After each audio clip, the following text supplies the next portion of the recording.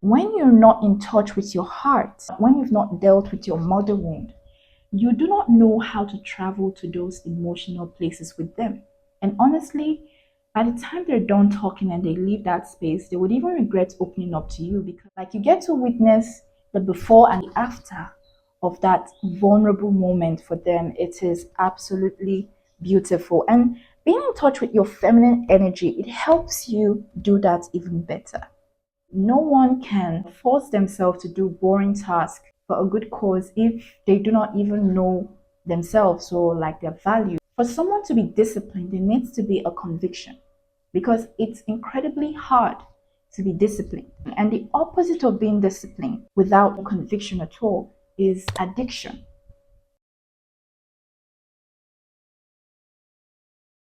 So, the second kind of wound that prevents the feminine energy from flourishing is the mother wound. Let me start by explaining the primary purpose of a mother in a child's life. So, remember how I said that the father's primary purpose in a child's life is to help the child to build his or her identity. So, we're going to go with her because in today's video, we're talking mainly about the feminine energy, so we're mostly referring to women here. So, on the other hand, the mother's primary purpose in the child's life is to help introduce the child to her own soul. That is, to introduce the baby to the baby's own soul. So for me, I see introducing the child to the child's soul as a way of teaching the child to bring in the identity that she already has, and then bring in the body that she is in, and bringing the two together and getting to know the two together. I feel like those two kind of makes up the soul of the child. So some persons are probably confused. So let me put it in simpler terms, right? I am basically talking about like teaching the child the way of the heart, the way of feeling, the way of expressing. So that is kind of like the job of the mother, the purpose of a mother. So you know how there's a saying that it's actually a very common saying in the US communities. So I've kind of picked it up from a lot of people, and I mean this with no manner of disrespect, but especially since the US, it currently has one of the highest number of fatherless homes. So I've heard a lot of people say things like, when a child grows up with the mother, the child lacks discipline and stuff like that, because there was no present father in the house. I see so many young guys out here desperate for guidance, desperate to be shown the path. And in many cases, it leads back to one thing: the absence of a strong father figure in their life. Father is required to not only instill discipline, but also provide guidance. And without that guidance in your life, you can feel lost. Furthermore, boys raised without discipline end up with self-esteem issues, and they can be very easily led astray down into a life of crime or a life of poverty.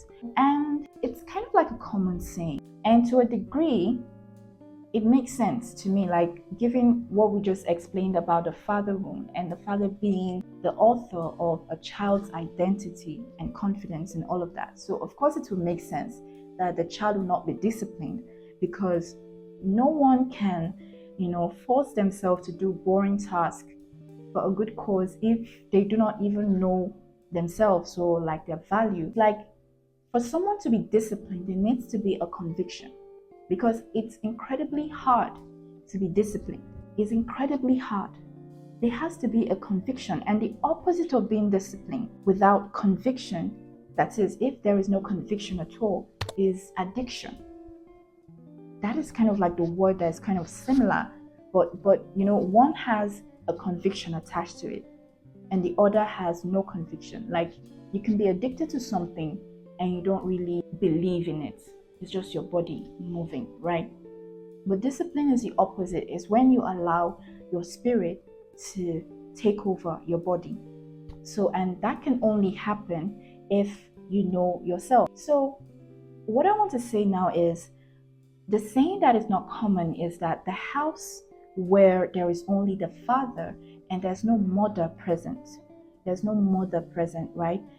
The house is going to be something like this. Like you would see kids from that house who do not know how to express themselves, who do not have a good relationship with themselves. And this is all because they do not know their own heart. A father cannot teach this. Most fathers, by default, cannot teach this. It is not really embedded in their nature because the masculine energy is the doing energy, basically.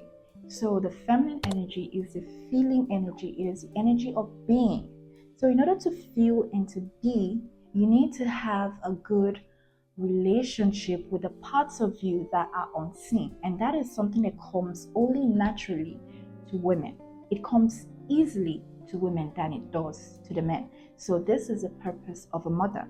So when you have a house, or you have a girl child, for instance, that didn't get to experience, that emotional connection with her mother, you're going to see the child exhibit the following characteristics and qualities as a result of her mother wound.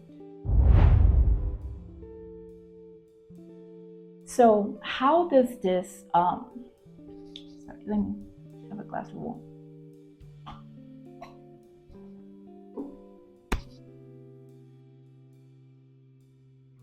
So what is the result of this mother wound?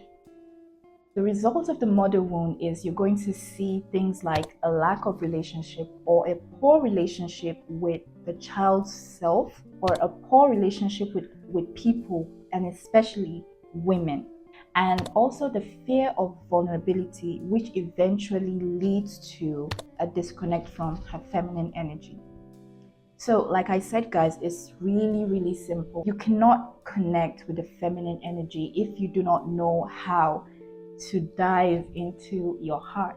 Unfortunately, my mother passed away when I was at a young age, in my early teenage years. Like even before she passed, my relationship with my mom was not really all that tight, the way it is between most girl child and their mother. And that is actually for some other reason, but I don't want to get into the full story. But so I didn't get to have that mother love, right? And at the time, being a child, I didn't really feel it as much.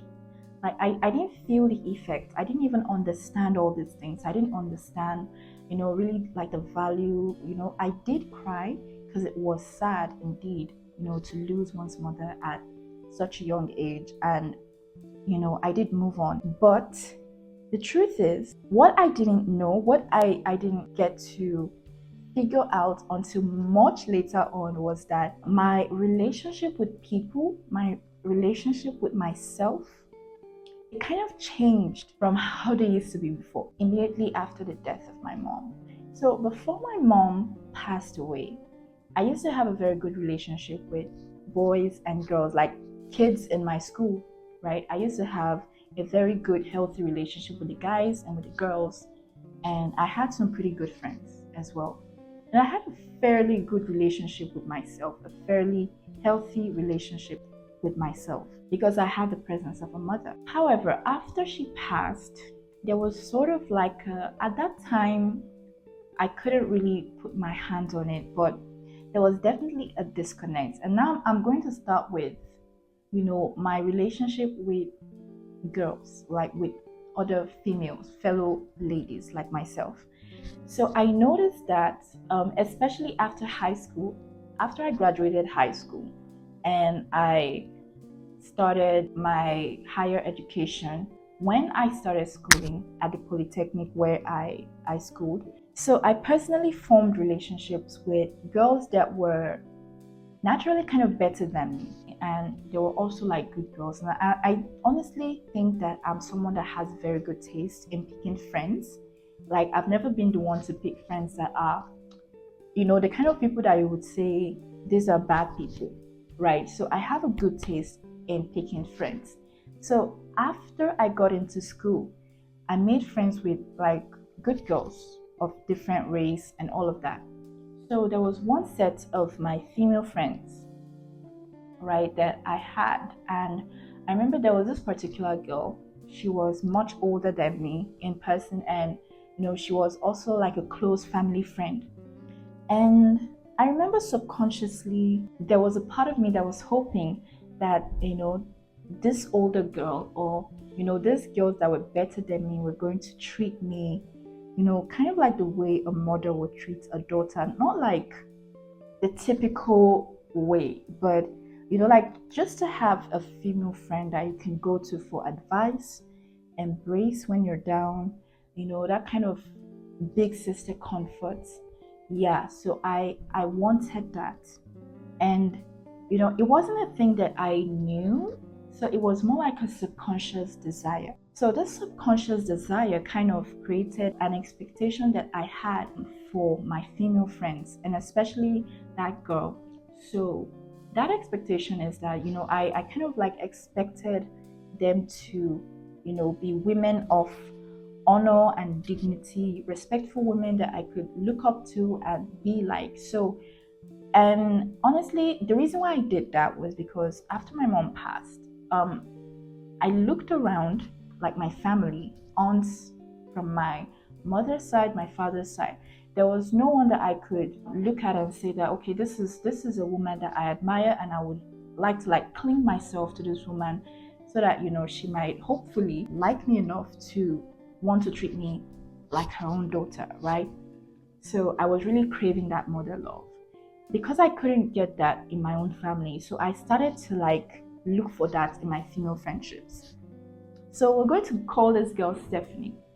So Stephanie and I were roommates. And because we were roommates, we're also very good friends. So I had that expectation of her, like, again, subconscious expectation that she would, like be like that big sister, and, she would be somewhat perfect, and, like she would have that kind of like big sister wisdom in managing things. And unfortunately, that wasn't the case. Okay, for me, so how I really got my mother wound after my mom passed, so because I was still very young and I was still somewhat dependent, so I didn't naturally like go into survival mode or coping mode in that area.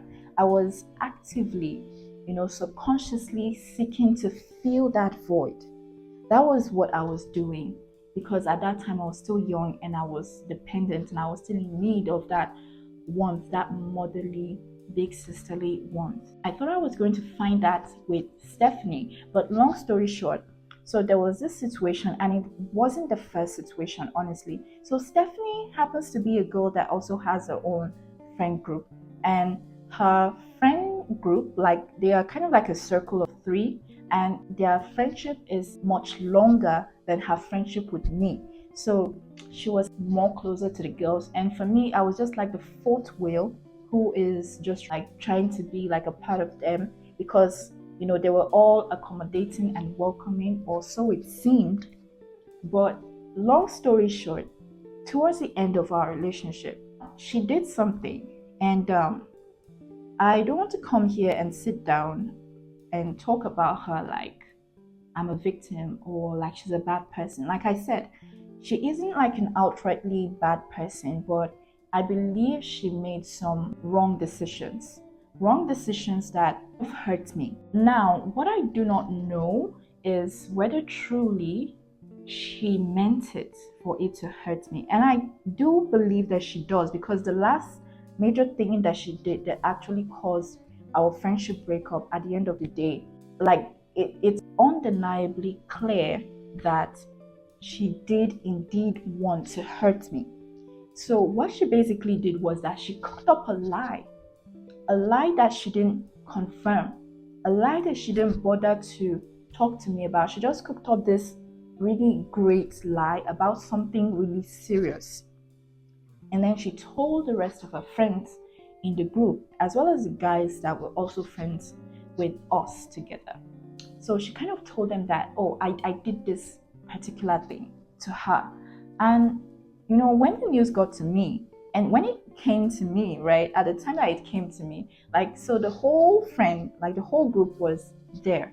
And I was like, playing with everyone normal. It was just like a normal, meetup for me, only for her to just go straight to the matter. And I didn't know that they had been talking about me behind my back. And not only were they talking about me, they were busy spreading a negative narrative about me behind my back. And it started from her. So I don't want to get into the fullness of that story because this is not like a story time episode.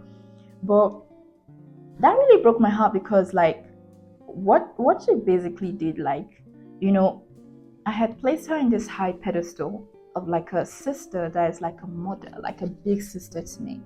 So there were so many things that I did for her and because of her that I normally don't do. And yeah, I guess it was my own way of subconsciously overcompensating for the lack of not having a motherly love. So now I was trying to earn someone's motherly affection by doing, like overdoing, like doing things that I didn't even do for my own mother when she was alive. And I guess that is why nothing beats the feeling of having your own. Because if you lack something that you're supposed to have, if you want to go get it outside, you'd have to pay extra to get it. And you only get it if you're lucky, honestly, because these are one of the things that are kind of somewhat irreplaceable. So, I was overcompensating and doing all these things that honestly to me, it was nothing. It was just something that I was pleased to do because, I thought that she was catching the vibe. I thought we had a real relationship. It wasn't until the end before I knew that, wow, like this girl must really hate me. Like, I don't just know where that kind of mentality was coming from. Like, okay, so not only, so it's like what happened is just like being, it's more than losing a mother. Again, it's not even like losing a mother. It's one thing to lose a mother, right, to the cold hands of death, because majority of the time it's not the mother that is choosing to die, but it is more painful when a mother or someone you've placed in that pedestal decides, they look at you and see you as unworthy enough, and then they harm you. They want to harm you directly. That is why I feel so badly for like girls around the world who are going through one of those stepmother maltreatments and stuff like that. Honestly, I cannot imagine anything more mentally disturbing. I mean, I didn't get to experience that directly, but I kind of experienced what it feels like because, like I said, I had placed this girl in that respectful pedestal. It was through her I was supposed to learn cooking, and I did actually learn cooking. I learned some good stuff from her, but I thought that what we had was real and was more than that, and unfortunately it wasn't. And that was what broke my heart to pieces. And for me, like, that was like the beginning of my mother wound. So what that event did, it kind of reduced my trust for female friendships.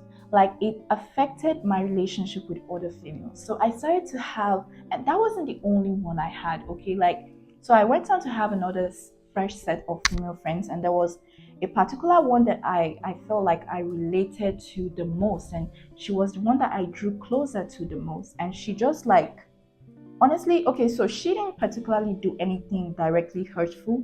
She did some things that were hurtful, but not really something that serious that a talk and understanding could not fix. What really broke my heart with that relationship was that she just, like, gradually ignored. When relationship just gradually fade, where it feels like, oh, so this person was on fire with you when they needed you, but when they stop needing you, they just kind of like just move on. So that was kind of like a mother abandonment. It's like having that strong female presence in your life that you really respect and absolutely adore, and you have them just suddenly abandon you because they now found this new life that is just much more better, I guess, than the life that you offered them.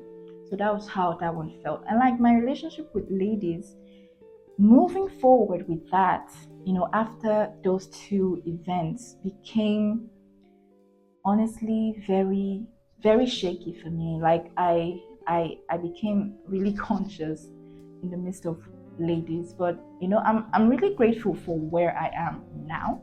So right now I have healed, I have dealt with that darkness, and I have faced it, right? Because the divine feminine woman, divine feminine energy needs to be around other divine feminine energy to thrive. There is just a beauty in feminine energy. You cannot do it all alone. Like, you should have sisters, right? And I'm so grateful that I have, great women around me now, like great women that are accessible, great women that I can lean on, and it's just so empowering and so beautiful, honestly. And the thing is, if I hadn't worked on that wound, I would have still be in the mentality of, oh, girls are trash, girls are untrustworthy. And it is a very limiting belief. And it is something that really prevents your feminine energy as a woman from flourishing, from thriving, from shining brightly. So when you heal your mother wound, it kind of opens you up to be able to be vulnerable, because there's power in being vulnerable. Yeah, that is another thing that I really want to explain to you guys. There is power in being vulnerable. If you've ever had the privilege, and I use the word privilege, I'm very intentional about using that word privilege. It is a privilege, and honestly, one of the most beautiful things, I kind of compare it to, the miracle, the beautiful miracle of witnessing a child being born, a child being brought into the world. If you've ever had the privilege to witness one, it's such a beautiful thing. The second most beautiful thing that I can tell you that exists in this world is having the privilege to receive someone's vulnerability. Yes, having the privilege to hold space and witness someone's vulnerability. It's such a shame that in this current world that we live in, the art of being vulnerable, especially for the male gender, has been so demonized, and it's honestly the most saddest thing, because one of the blessings that I have in my life is having had the privilege to receive people's vulnerability, men and women alike. And it's even much more beautiful with the men. And I'm going to explain to you why. Because, like, when you get to just see how they walk into your house, and I'm not talking about like a usual, like what people refer to as a feminine man, the not so masculine man. No, I have received the vulnerability of a very masculine man, like that man that you would look at on the street and you would say, this man is strong. This man is strong. This man is a lion. That kind of man.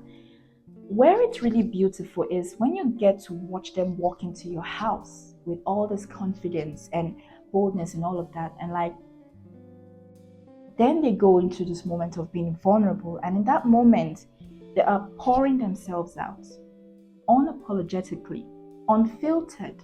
They are pouring themselves out to you, and the most transformational moment is when they're done talking. And like after the whole talking, God helps you that you know exactly how to hold space for people. I understand it's not a grace that every person has, but like that moment when they're done and you get to just see how their face kind of lightens up. It's like a huge weight being lifted off of their shoulder. It is the most beautiful thing. They walk away feeling very light. They walk away feeling very grateful. They walk away unashamed. Their confidence is still intact. It's in fact, if anything, it even multiplies more because there's just this glow that they walk away with.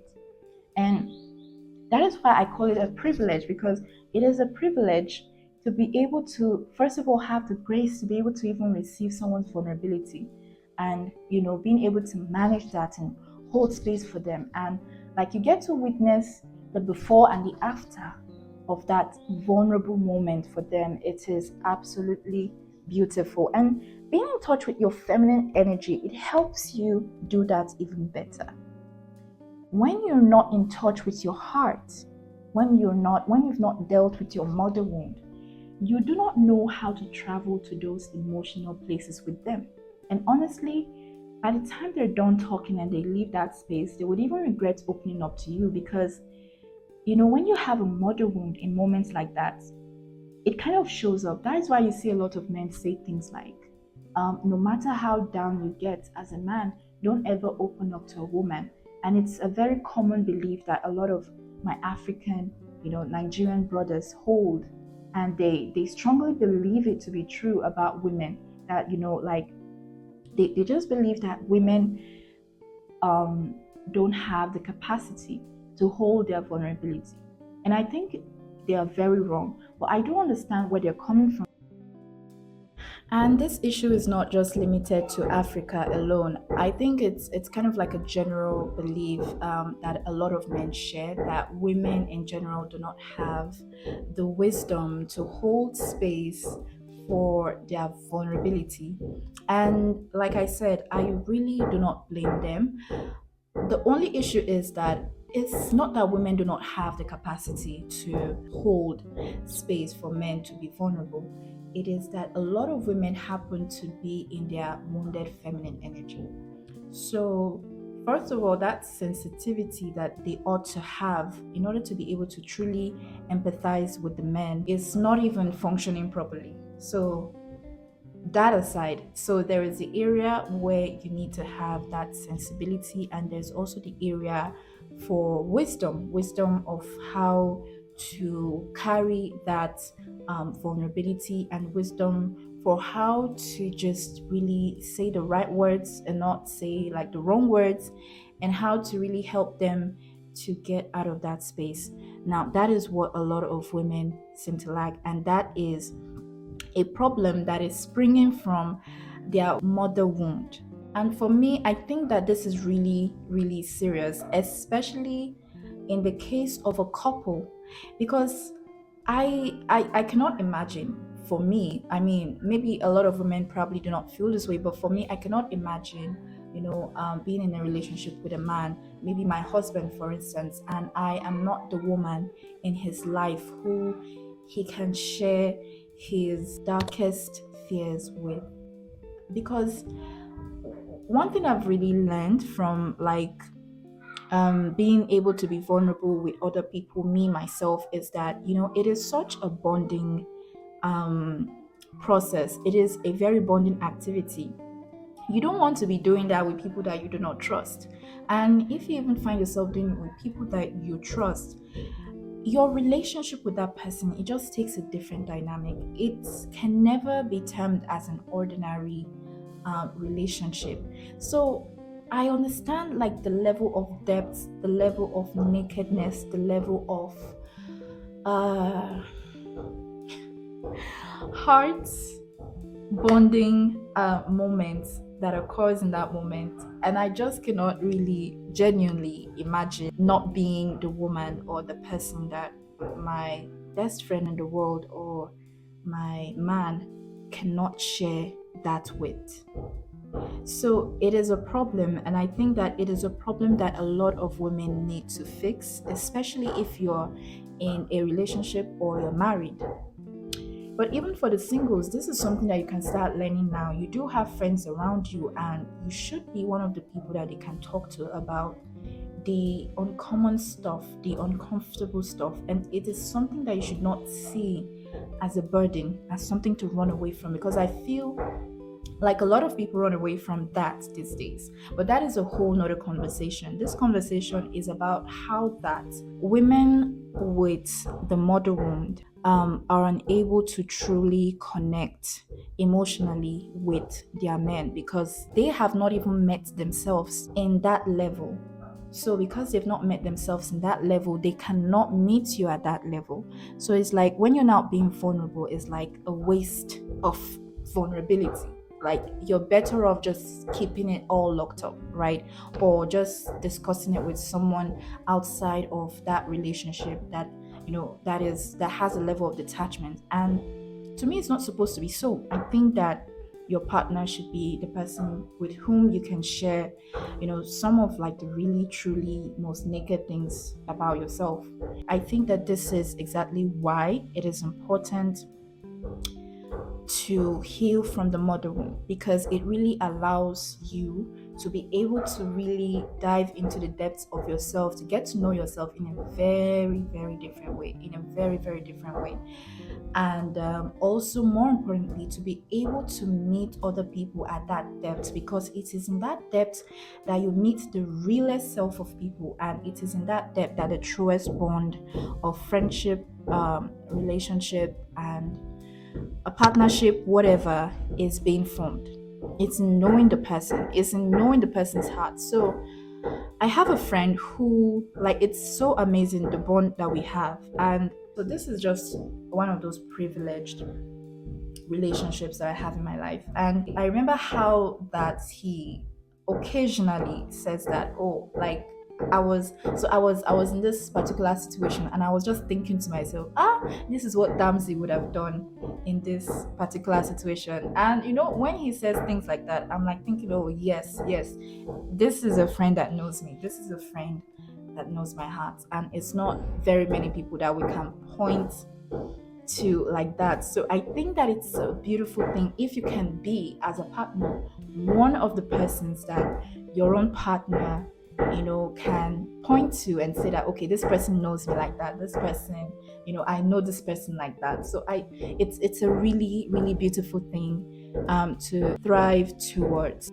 So when you're someone with a healed mother or a healed mother wound, you are able to connect with people really deeply, and you're able to form a true bond with your kids. You're able to understand people, you're able to understand your kids, you're able to understand your friends, understand your partners, their spoken words and their unspoken word, because at the end of the day, ultimately, the sole purpose of a mother in a child's life is to help introduce the child to his soul. So the mother is truly about the soul, it's about the feeling, it's about the emotions, it's about the depth.